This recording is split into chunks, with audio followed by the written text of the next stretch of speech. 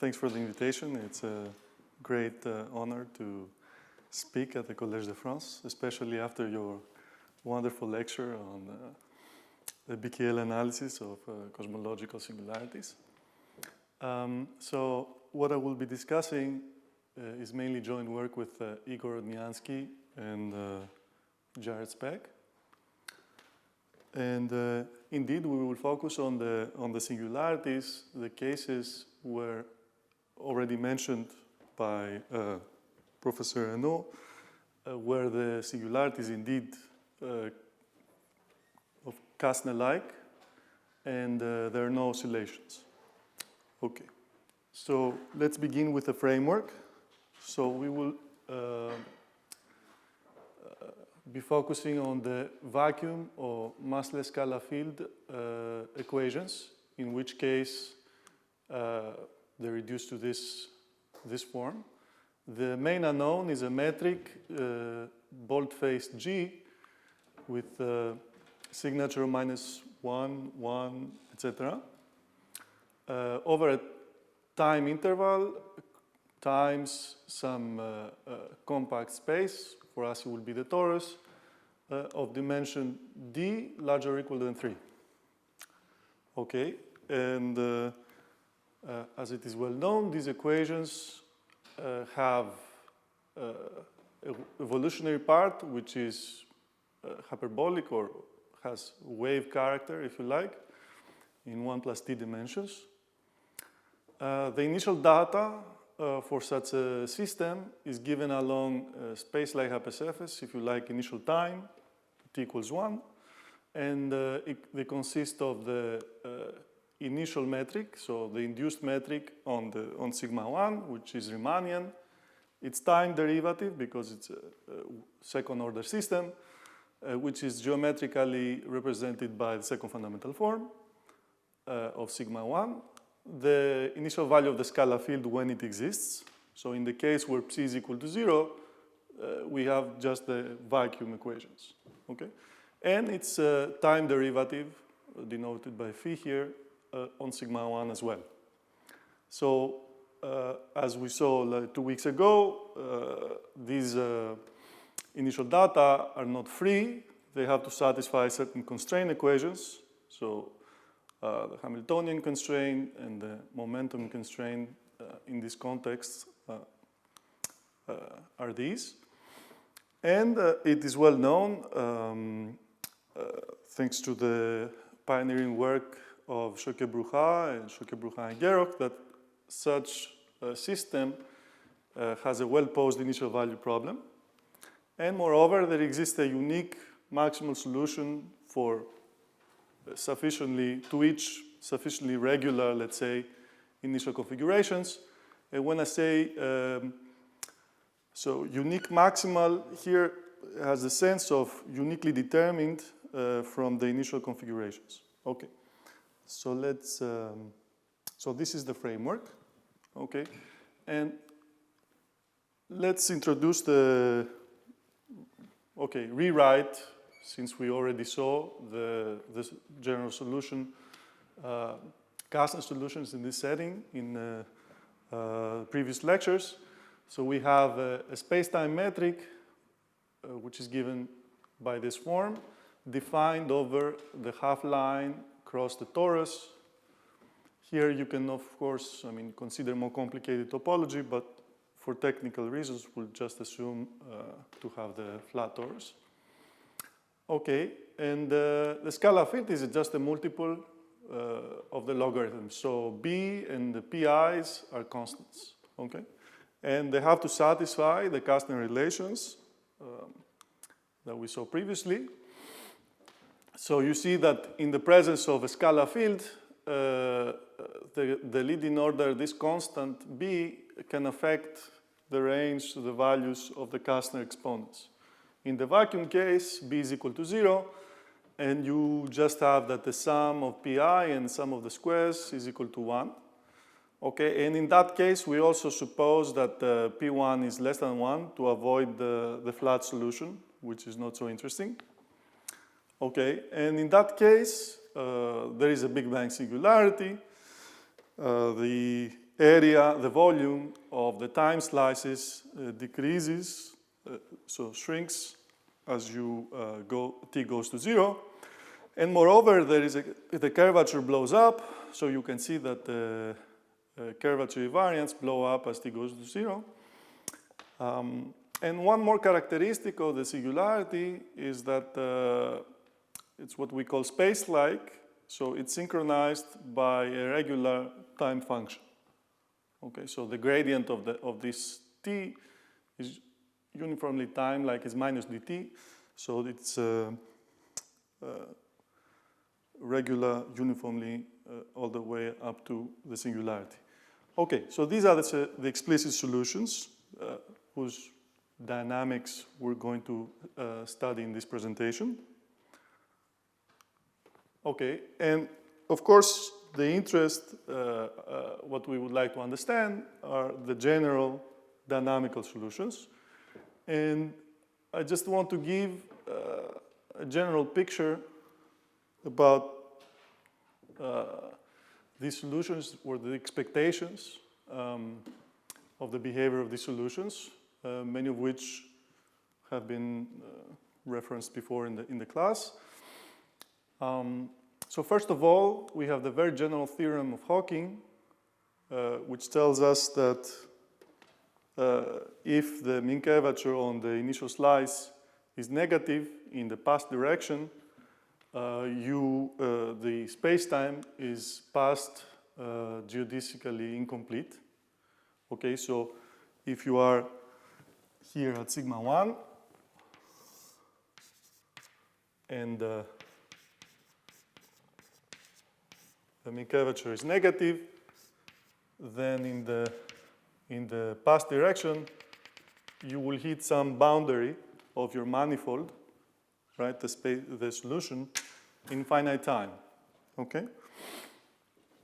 And okay, the expectation is that generically there should be a singularity there, meaning curvature blow up, for example, like a true singularity. This is also motivated by strong cosmic censorship. And I say generically here because there are pathological examples which are everywhere smooth, like the Taub knot solution, but these are expected to be unstable. And the physically undesirable effect of smoothness here is the failure of determinism. So if you arrive at a boundary in finite time and everything is smooth, that means you can extend, you can go past that in ways which are not determined uniquely by the initial configurations. So you can have multiple extensions, multiple solutions, which, I mean, something that we don't want to have for a theory in classical physics, like relativity. So the presence of a singularity here sort of means that the solution stops, and it's one unique solution determined by initial configurations. Okay, then the second question is, what is the character of this singularity? Okay, so is it, first of all, causally, is it space-like or could be potentially null? Okay, so the expectation, as we saw in the class for the cosmological setting, is that the singularity is space-like, and this, for example, is rigorously confirmed, as we will see in the so-called subcritical regime. In particular, the Kasner solutions are stable. And okay, this is the main work that I would like to talk to you about. But there are also other regimes, for example, in the interior of black holes, where generically, there is always a piece of the boundary. So there is a similar problem in the case of black holes when you have horizon, let's say, some initial hypersurface. Then if, for example, you terminate at infinity in the exterior of a black hole, you arrive at the asymptote a Kerr black hole with non-zero rotation, you will have at least always a null Cauchy horizon. So that's the theorem of Lafermos and Luc a few years ago. So this shows that things are complicated, and there are very rich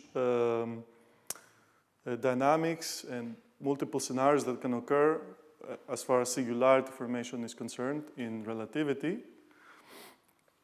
I say generically here because, of course, there is the Schwarzschild singularity, right, which is space-like. So this is rotation equal to 0. And in certain symmetric regime, we confirmed with Alexakis that the singularity is indeed space-like.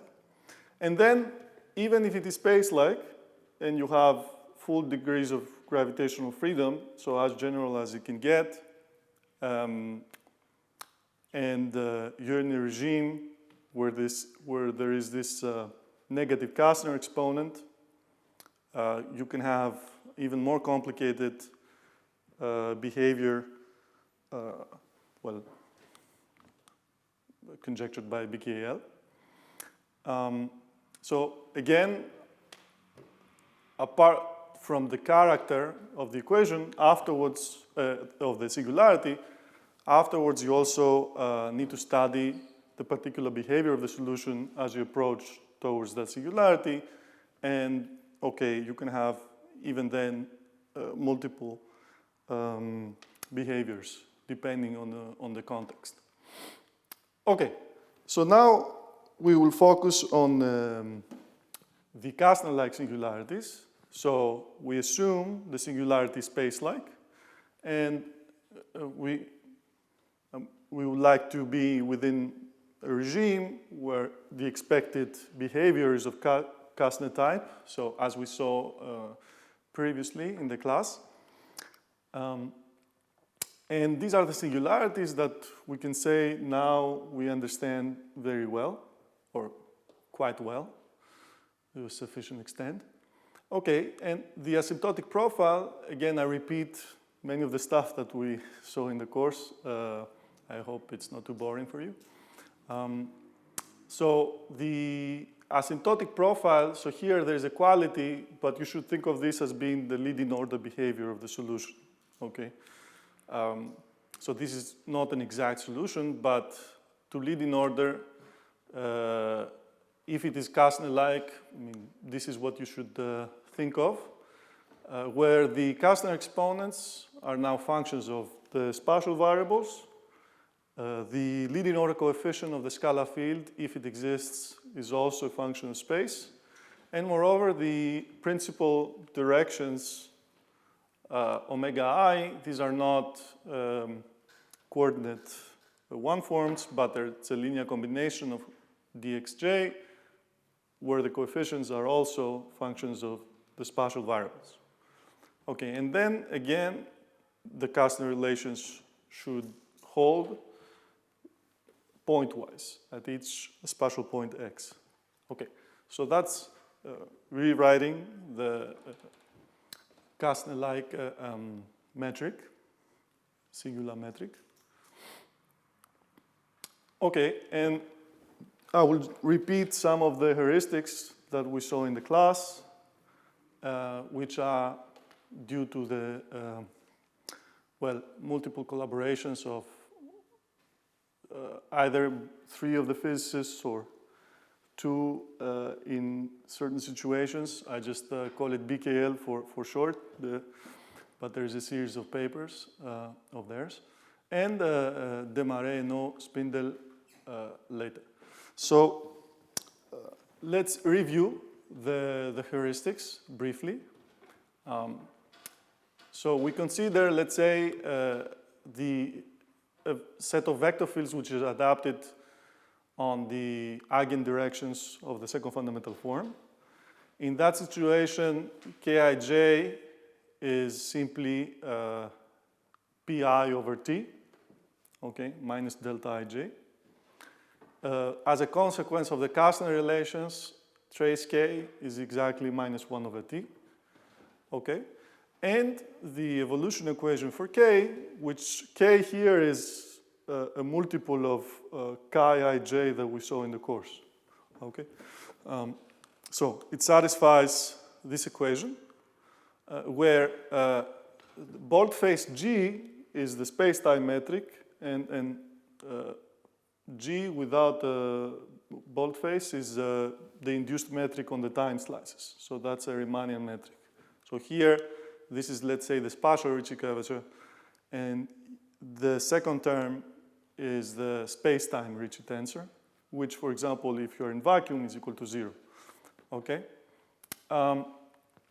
Okay, and we would like now to plug in this behavior into the equations and see if it's consistent. Okay? So for that to be the case, you need the right-hand side to be less singular than t to the minus 2. Okay? So if the first equation there, if we ignore the last term,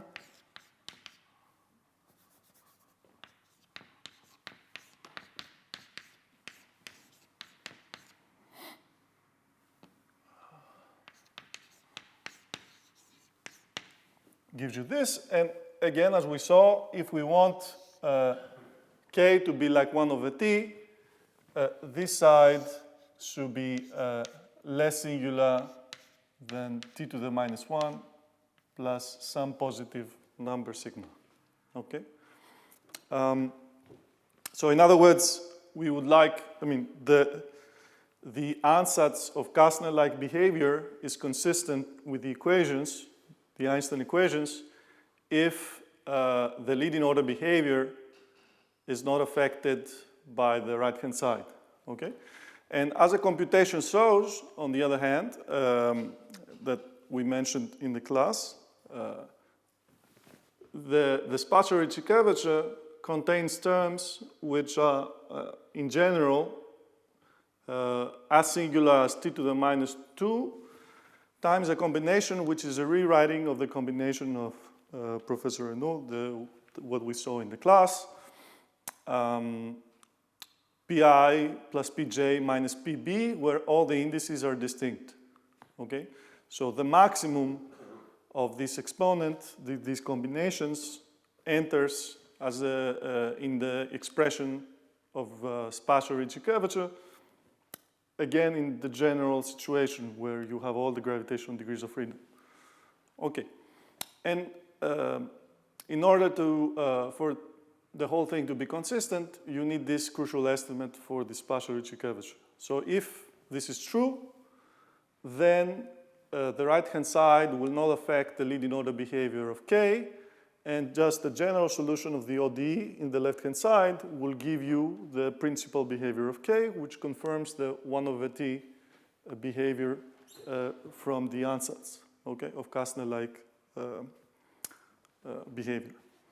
Okay, so that's all at the heuristic level. So we would like this combination of algebraic combination of Kasner exponents to be less than 1, always. Okay, and we could call this actually subcriticality condition. So the subcritical regime will be defined as a regime where the Kasner exponents satisfy this condition. Okay, and as we can see, as we saw already in class, the subcritical regime includes the scalar field for all dimensions, spatial dimensions larger or equal to 3, when the scalar field is large enough such that the Kasner exponents are all positive. So if you compute this algebraic combination for distinct indices, you use the fact that the sum of the pi's is equal to 1. You get 1 minus 2 pb here, which is always less than 1 if pb is positive. Okay? And also, in the subcritical regime, we have an open set of Kasner exponents when in vacuum, when the spatial dimensions are larger or equal to 10. So that's the miraculous number that we saw in the class previously. Okay, so that's the subcritical situation. And as we again saw in the first class 2 weeks ago, vacuum in 1 + 3 dimensions is not fails to satisfy this condition. So it's outside the subcritical regime because there exists always a negative Kasner exponent. Okay, and for this particular combination of Kasner exponents, we get a number which is larger than 1. Okay, so this violates, let's say, the subcriticality condition, and therefore you don't have the crucial estimate for the spatial curvature, which invalidates afterwards the whole ansatz of Kasner-like behavior. Okay, and the crucial observation by BKL is that this estimate is true when an extra condition is imposed, which exactly cancels the dangerous term that corresponds to this particular exponent, P2 plus P3 minus P. So this is like the omega that we saw in the class that's in front of the T2, the 2P1 term. Okay, however, this eliminates, in principle, one of the degrees of freedom of the solution. So it imposes a restriction, a condition on the functions, the coefficients of the metric.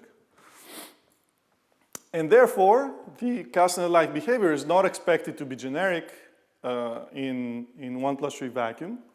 And afterwards, okay, BKL went on and as we saw, introduced this oscillations to study the generic singularity. Okay, I should mention that if we have enough amount of symmetry, one expects that this condition is already satisfied. So this 1 degree of freedom is already eliminated, provided we have enough symmetries. So in a context with a lot of symmetries, one expects the situation to be Kasner-like and easier to study, and indeed, that's what happened in the literature as far as rigorous results are concerned. Okay, so let's mention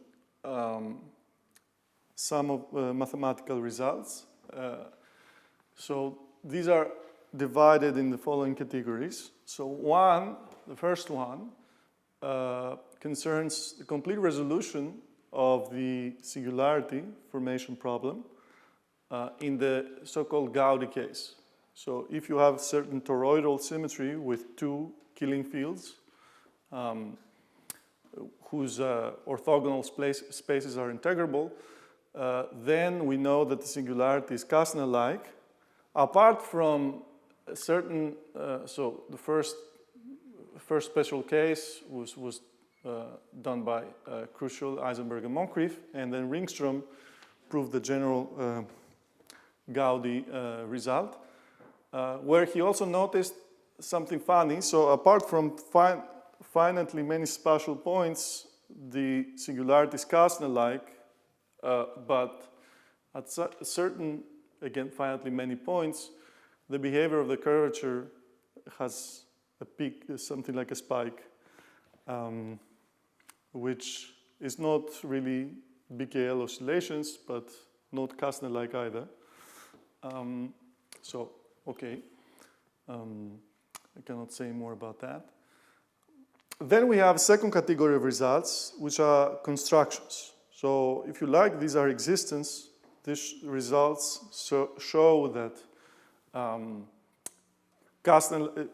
families of solutions with Kasner-like behavior exist, okay?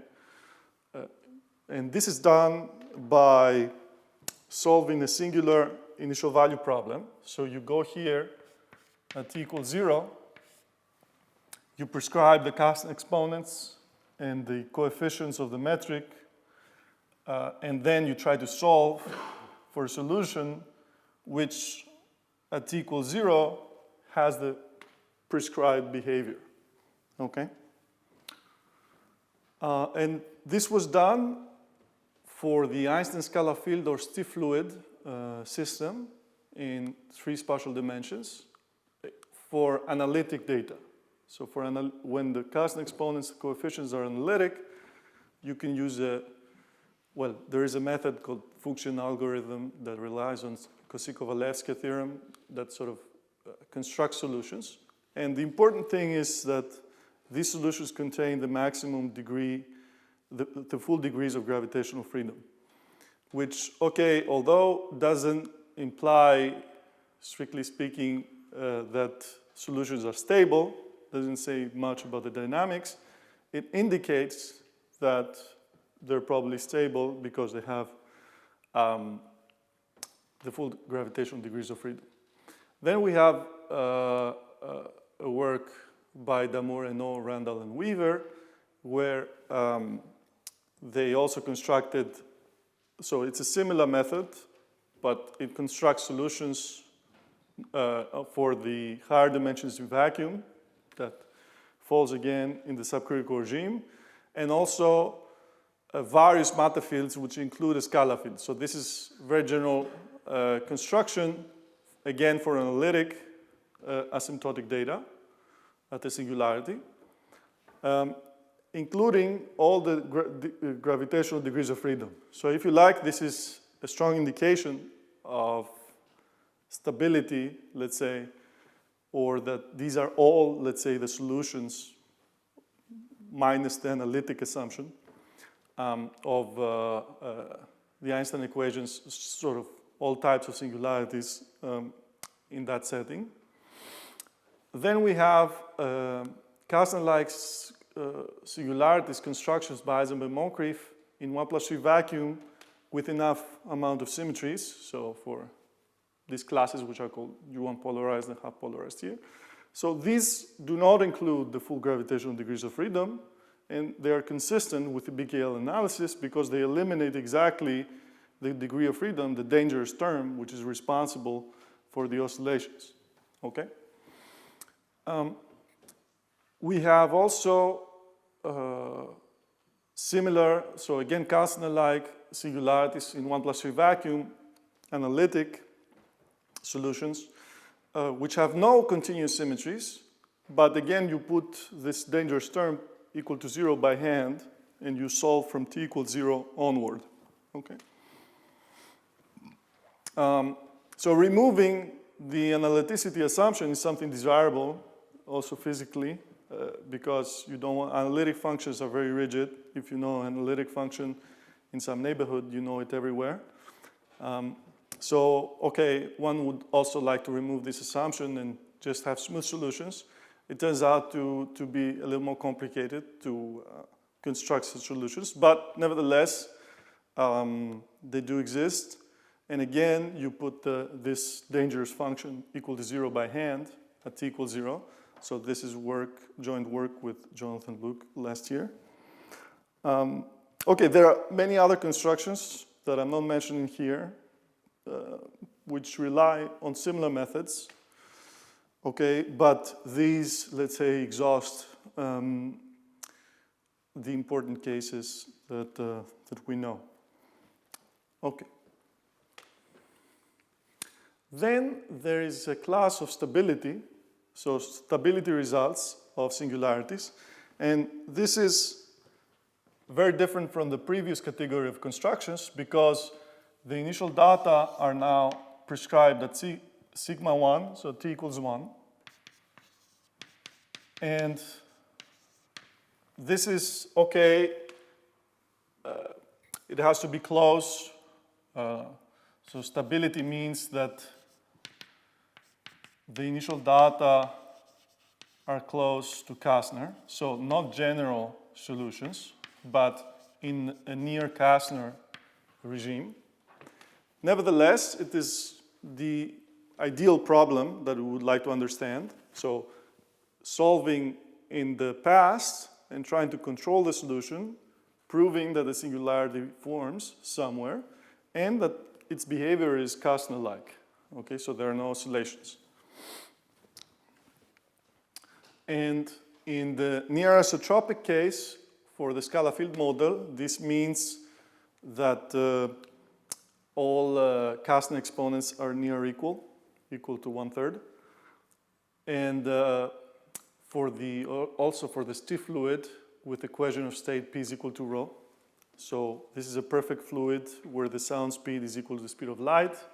This is, again, I didn't mention, it falls in the subcritical regime.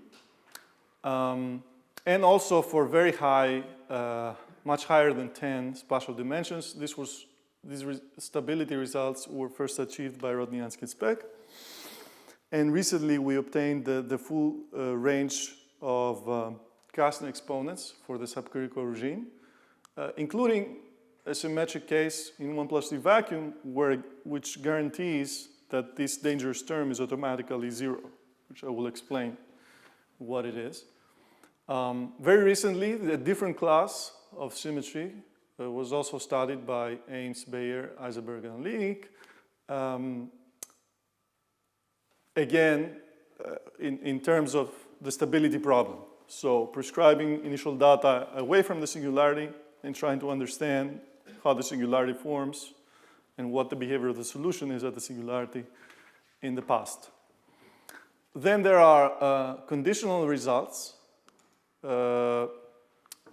by Lott, for example, and Ringstrom recently, which do not really prove stability, nor they construct solutions, but they say if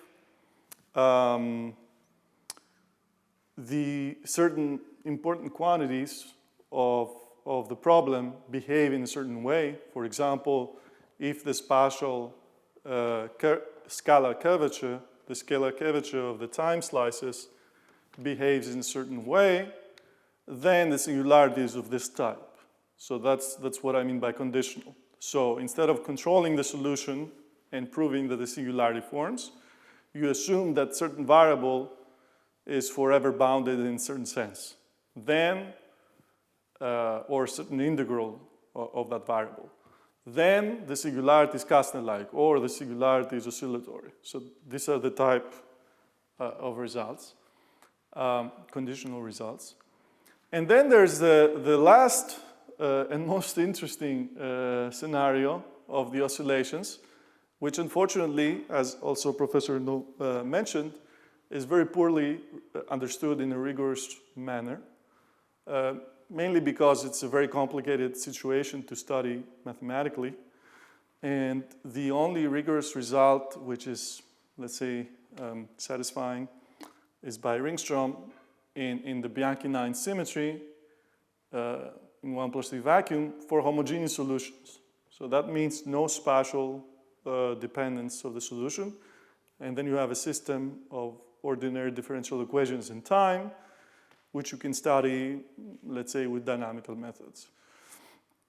But there are all, the heuristics that we already saw in the class, and as Professor Henneaux mentioned, there are many numerics which support the BKL scenario in the cosmological setting, but not rigorous, no theorems, let's say.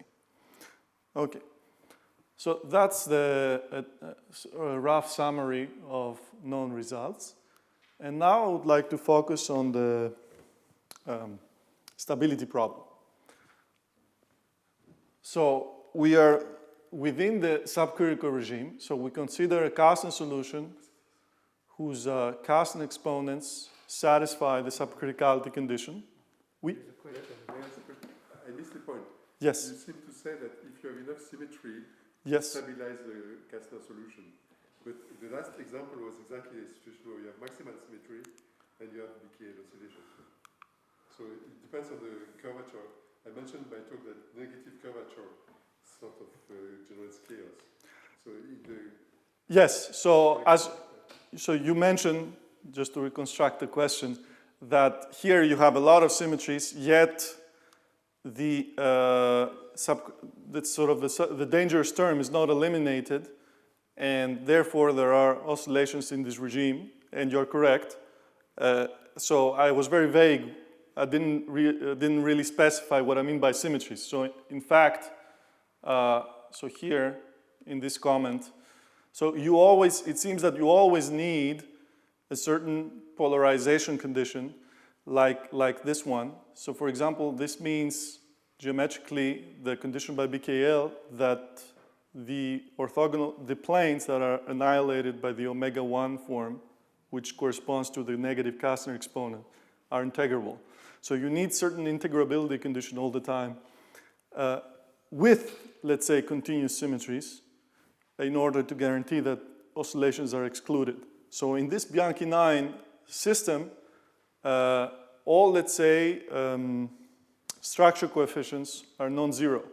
So in that sense, you have a lot of symmetry, and there's no spatial dependence, but you miss this integrability condition. So this doesn't just, what I said about enough amount of symmetry doesn't do justice to the actual subtle point here, which has to do with a certain integrability condition. So we will see, actually, toward the end, that these, let's say, important quantities, structure coefficients that measure, that are sort of the dangerous ones, in the subcritical condition, subcritical regime, they are less singular, and in a sort of symmetric regime that I will present, they are automatically zero. So just symmetries doesn't mean much, so I should be more specific about this. But thank you very much for your question. Okay, so now we return to the subcritical regime.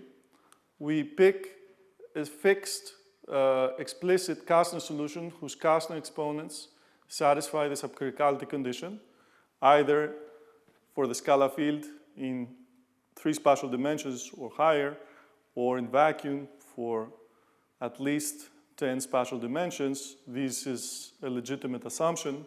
It's an open condition on the Kasner exponents. We perturb the Kasner initial data on t equals 1, and we would like to understand the solution in the past, okay?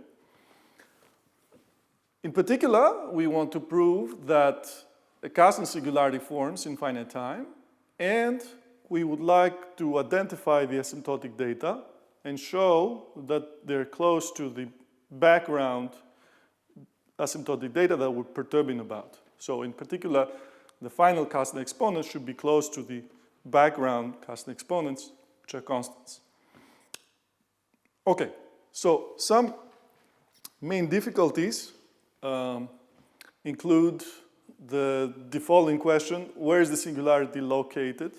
So here I should say that we abandon a lot of things that were automatic in our study of Kasner-like singularities in the other way around. So when you study the singularity at t equals 0, you assume already that at t equals 0 your metric has a certain form. Here we know nothing about this and would like to prove it, so it cannot be somehow invoked, assumed in the process. It has to be derived. And therefore, we don't know, for example, that the singularity will be synchronized with respect to a time function. Because in order to know that, if you know that you have a singularity, that it is of this form, then of course there exists a time function whose t equals 0 level set defines the singular hypersurface. But if you solve the problem from t equals 1 to the past, which is this magical time function that guarantees this sort of identification of the singular hypersurface? So that's a problem. So in particular, if you consider, we saw in the form of the Kasner-like metric, we chose Gaussian time. So if you know there is a singularity, then you can shoot geodesics from t equals 0, and you have the metric. given in this form. Okay.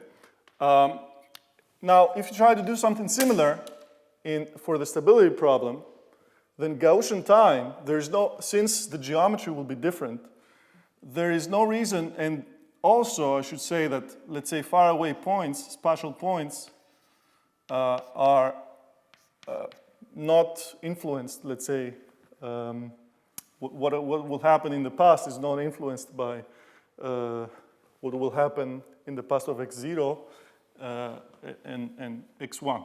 So for example, here you could have, let's say, the singular point happening before t equals 0, and here, with respect to Gaussian time, proper time, a little bit after t equals 0. So in principle, with respect to Gaussian time, t, let's say tilde, will be a hypersurface which is close to 0 but not 0. Okay? So these are, let's say, problems at an analytical level that you have to overcome in order to prove singularity formation.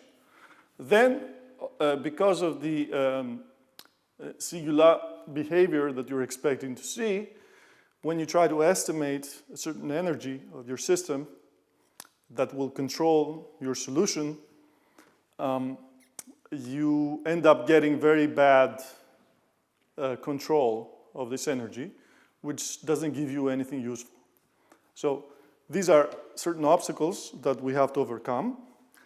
And let's introduce some general framework before going to the analysis of the problem.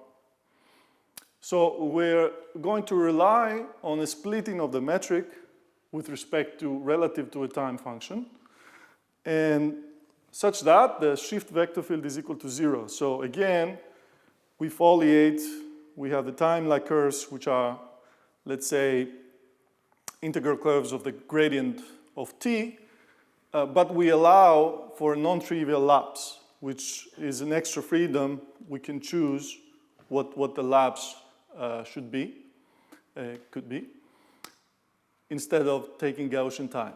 Then we will work with a certain orthonormal frame, which is adapted to the level sets of t, meaning that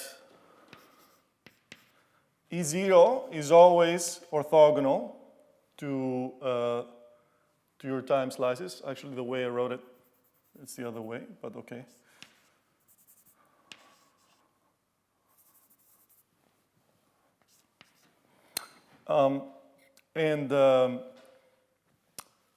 EI will always be tangential to the time slices, okay? And I'm using capital indices for the frame and small indices, Latin indices, for the coordinate vector fields, okay, just to avoid confusion. Then, okay, the frame satisfies the propagation conditions such that it remains tangent to the level sets of t. And the main unknowns of for the Einstein equations in this setting are the second fundamental form, the components of the second fundamental form evaluated against the spatial orthonormal vector fields, and the spatial connection coefficients, which we will use to express the spatial Ricci curvature, which was in the right-hand side of the evolution equation for K that we saw earlier, and it's a convenient way of analyzing these terms. Okay, what I should note here is that this frame is initialized at t equals 1. Okay, so you choose it at t equals 1, and then it remains adapted to the time slices in the past. However, because we don't know where the singularity will form, the frame is not adapted to the eigenvectors of the second fundamental form. So it could be, it's an arbitrary frame, which is close, let's say, to the Kasner frame, but it could sort of pick up any multiple of all eigenvectors, Okay, so this doesn't diagonalize Kij, okay, which is an extra, let's say, feature of the problem difficulty. Okay, now, as far as the first question, the very important question of locating the singularity, a main idea already comes from previous work of Rodniansky and Speck, and the idea is to consider a foliation sigma t, which is of constant mean curvature, so CMC. Of course, I mean, CMC conditions, the fact that these things exist and could, for example, for known solutions which are Kasner-like, such a foliation exists. Of course, this goes back a long time ago, and many people have studied CMC foliations. However, proving analytically that such a thing indeed synchronizes singularity and controlling the solution for the stability problem, this was first demonstrated in their work. And a reason, analytic reason, let's say, that you expect somehow magically something which is defined from t equals 1 and propagated in the past to synchronize, to capture the singularity at t equals 0.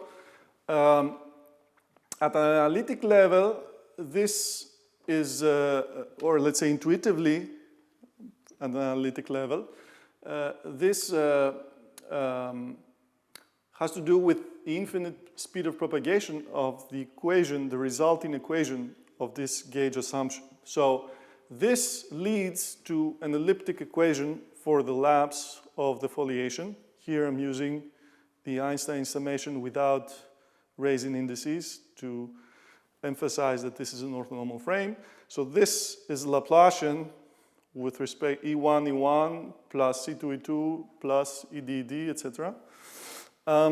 For the lapse. Okay, and the elliptic equation has a chance of homogenizing, let's say, the identification of the singularity. So, of course, everything has to be proven, but this is hopeful that the singularity will be at t equals 0 relative to this family of space-like hypocephases. Okay, once you have assumed that, then you have fixed the lapse of your foliation, and once you have also chosen your orthonormal frame at t equals 1, everything is fixed. So your gauge is fixed, and the Einstein equation is now reduced to a first-order equation for k that we already saw. Here in the right-hand side, I'm expanding the spatial Ricci curvature, which will be this first-order derivatives of the gammas. Okay, here you have the Hessian of the lapse. Then we have an ODE for the frame coefficients. Okay. We have a first-order equation for the spatial connection coefficients, which in the right-hand side have spatial derivatives of the second fundamental form. Okay, so in that sense, gamma and k satisfy a first-order PD. It's not an ODE. So this you can think of as a modified ADM type framework. So in the ADM formalism, you have the first variation equations for the metric that we saw in the class, second variation equations for the second fundamental form that we saw in the class. Here they're expressed relative to an orthonormal frame. And we find it convenient to analyze the curvature, which can be quite messy if you try to express it in terms of the metric, to analyze it with respect to the spatial connection coefficients which satisfy their own evolution equation. Okay, so that's the Einstein equations. And of course you have a wave equation for the scalar field whenever it exists, okay? This 1 over t, this very convenient factor here, comes from the CMC condition. Okay, so already putting trace k equal to something is convenient for the analysis of the problem. Okay, then what is the overall plan in trying to estimating, controlling the solution the perturbed solution near the Kasner background. So one feature of the problem is doing an energy estimate, which is always required when you want to solve a PDE in certain, let's say, Sobolev space, but without writing any norms here. So you need an energy identity, okay, which can be achieved by using a trick of let's say, which is well known, using the momentum constraint. So what I didn't say is that the system for gamma and k is not symmetric hyperbolic. So you have to modify it to get an energy estimate. And the modification you need is using the momentum constraint to replace this divergence of k with things that are more regular. So at the end of the day, you get that the time derivative of your energy, which is k squared, gamma squared. Okay, here I'm using again Einstein summations. So here you sum over all I, j, b. Can be written as a whole derivative of something plus other terms which are more regular. This means that when you integrate in space, you can integrate by parts, and you can try to control your energy from the energy itself, which will give you a Grondwall type estimate. So that's the general idea. However, due to the anisotropic backgrounds that we have to deal with, if one wants to prove stability for all the subcritical range of Kasner exponents, there will be a lot of terms which have non-integrable coefficients. So this coefficient here that comes from the fact that you expect k to be like 1 over t will give you a term which has a coefficient that is not uniformly integrable in 0, 1. Okay, so this blows up. As a result, instead of getting that, proving that your energy is finite, you prove that your energy could blow up like a big negative power of t. Okay, so here I'm also including a certain number of derivatives which are necessary if you want to estimate the nonlinear terms in the equation using Sobolev inequalities, etc. But the problem is that this estimate is useless. I mean, you cannot control the solution. If this is t to the minus 100, this doesn't give you anything. But now the idea is that maybe you can get a near optimal control of your solution at, let's say, pointwise level. So you don't control everything in an optimal way. In fact, at top order, when you have a lot of derivatives, the very, very high derivatives will behave very badly, or at least you cannot control them.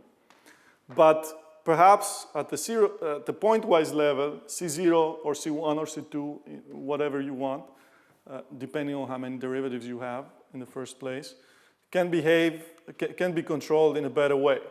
So this can actually be done by using the equations as ODEs. So I will mention in the next slide what I mean by that. But overall, the plan, since this is unavoidable, so you cannot prove a better energy estimate unless you are near an isotropic regime, for example, where you hope that this C star constant is very small. The plan is to live with this. So this is the energy estimate that we will have for all derivatives. And try to get an optimal control at the C0, let's say, level. Okay? So, and then, if you have sufficiently many derivatives, let's say 1,000 in your energy, you can control all intermediate derivatives between 0 and n using interpolation estimates. So if you have enough number of derivatives and you can always prove a certain energy estimate, I mean, the whole thing is consistent, provided that you can get the C0 control of the solution in an optimal way, which I will explain now. So once you have even a very bad estimate of your energy, the benefit is that when you look at the system of your equations, the way it's written, the left-hand side is always an ODE, first-order ODE, in T. And the right-hand side, which has partial derivatives, nonlinear terms, etc., this can be estimated using the energy. Of course, it will be very bad at the top order, but let's say if it's one derivative and you have n is 1,000, you can hope to get something better if you can control the C0 point-wise the solution. So, okay, just to, enough for being technical. So here, at the C0, at the point-wise level, the whole point is looking at the general solution of the ODE, okay, which is very easy. So the first equation will give you a general solution which is like 1 over t, a constant time over t, if you integrate, okay? The second equation will give you a constant which is initial data times a negative power of t, okay? For this, for gamma, it's a little bit more complicated. But in order for the whole thing to be consistent, you need always, you come back always to this crucial estimate for the spatial curvature point-wise, okay? And this is, as we can see, it's equivalent to having integrable spatial variables. So if these spatial variables are less singular than 1 over t, then, for example, here you see that you have a product of two terms. So this will be less singular than t to the minus 2. And at the end of the day, you will have a spatial curvature which is less singular than t to the minus 2. Okay? So at the end of the day, it all boils down for the C0 control of your solution to have a general ODE solution less singular than 1 over t. Of course, apart from k, which is expected to be exactly 1 over t. Okay? So for the frame coefficients, this is obvious. All right? So the bottom line, the terms that can be very bad are the gammas. And these are related to the structural coefficients and the, this omega term, psi term that we saw in the class. Okay. Unfortunately, these do not have a diagonal OD part. So this is a system for all the gammas. Okay, so you have a matrix and you need to symmetrize it. Okay, now the key observation is to consider, instead of one gamma, a combination of gammas, which gives you exactly a structural coefficient. So this is the commutator of EIJ in a product with EB, and as you can check, is the sum of two gammas. Okay? Now, looking at the equation satisfied by this, just by adding two of the equations of the gammas, you come to the crucial observation that the left-hand side diagonalizes. Okay? In particular, the structural coefficients that have two coinciding indices, they have a general solution, which is t to the minus pj. And since pj is less than 1, this is part of our assumptions, is always less singular than 1 over t. Okay? Now, the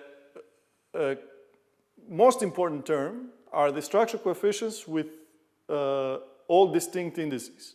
And you see that the general solution for this variable is exactly t to the minus pi, pj plus pb. So this is exactly the algebraic combination of Kasner exponents that you get in the subcriticality condition. Okay, and of course it's no coincidence because Ricci, as we saw, the spatial Ricci curvature is the square of gammas, for example. Okay, so this square of gammas will give you exactly the predicted at the heuristic level dangerous power of the Ricci, spatial Ricci curvature, which, if this subcriticality condition is not satisfied, for example, in 1 plus 3 vacuum, you get a general solution, a part of sum of the structural coefficients, which is more singular than 1 over t, which leads to Ricci, spatial Ricci curvature more singular than t to the minus 2, and invalidates the whole argument. So what we need, the only part of the proof that uses the subcriticality condition is the low order estimate for this particular structure coefficients with all distinct indices. Okay, so that's really nice, I should say. Okay, so if these are, if this part is less singular than 1 over t, then we're done. So you get, I mean, you get this type of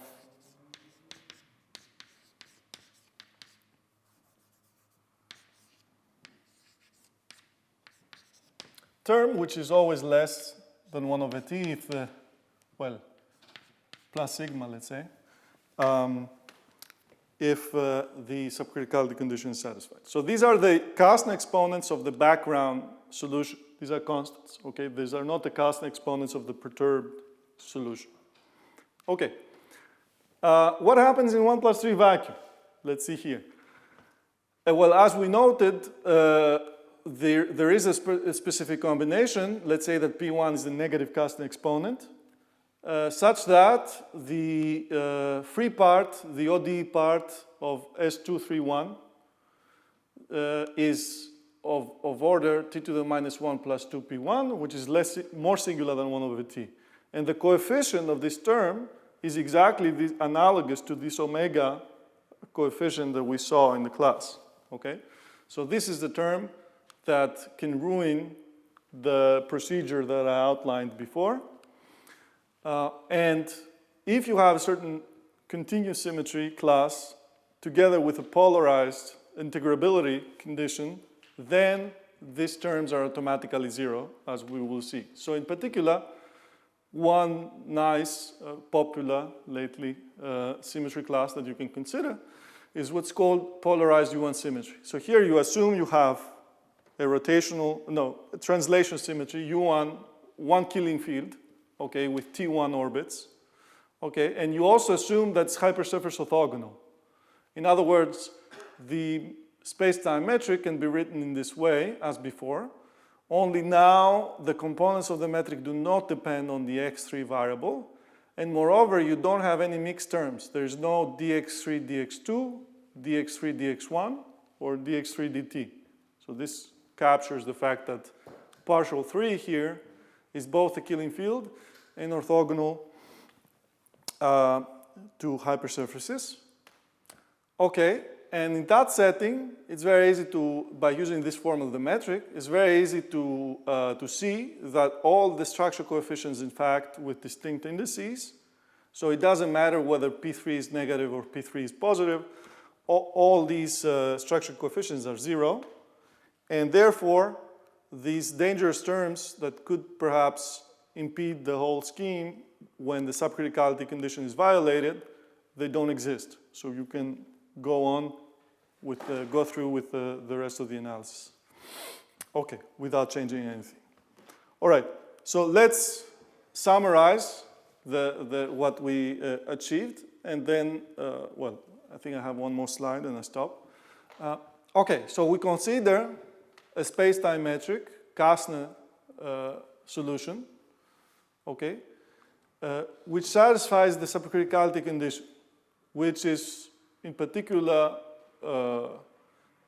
non-empty or an open condition, valid open condition for the scalar field when d is larger or equal to 3 and all Kasner exponents positive, or in vacuum when spatial dimensions are larger or equal to 10. Then perturbed solutions, which are sufficiently regular, let's say, satisfy the following estimate pointwise. So T times K, which is the second fundamental form of the time slices, is always near the background values, which is the diagonal matrix with the Kasner exponents of the fixed solution. T times the time derivative of the scalar field is close to B when it exists. The spatial Ricci curvature is always less singular T to the minus 2. So we are in the subcritical, we have the crucial estimate. And all this relative to a CMC foliation. So The time function is has constant mean curvature slices, and trace k is equal to -1/t. For all t all the way up to t equals 0. So t equals 0 is a singularity. And moreover, in 1 plus 3 vacuum, the same result holds when you are in polarized U1 symmetry. Okay. As a direct consequence of this theorem, you can capture the final Kasner exponents by taking the limit t times this k. So this will give you a matrix independent of time, whose eigenvalues are the Kasner exponents of the perturbed solution. These are always close to the background Kasner exponents, provided the initial data are very close to Kasner. And the same goes for the leading order coefficient of the scalar field when it exists. They both satisfy the Kasner relations as a consequence of the mean curvature condition, trace k is equal to -1/t, and the Hamiltonian constraint, which is valid everywhere. And the curvature blows up like t to the -4 here, this particular combination, the Kretschmann scalar. And as a direct consequence, the space-time is inextendable in a C2 as a classical solution past the t equals 0. Okay, so that's, maybe perhaps I should finish here and we can leave time for questions. Thanks very much for your attention. Thank you.